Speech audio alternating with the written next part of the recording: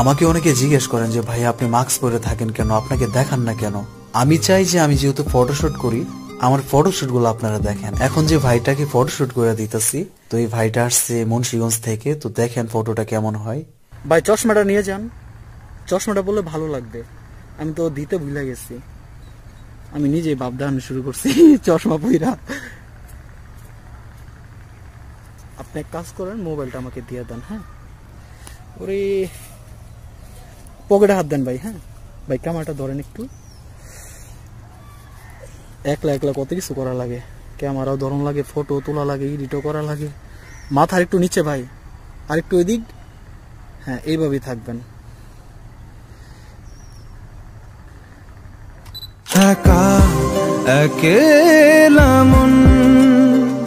ভাই দেখে যান ফটোটা কেমন হয়েছে, মানে পিছনে একটা সূর্যের আলো আসতেছে, এত সুন্দর লাগতেছে।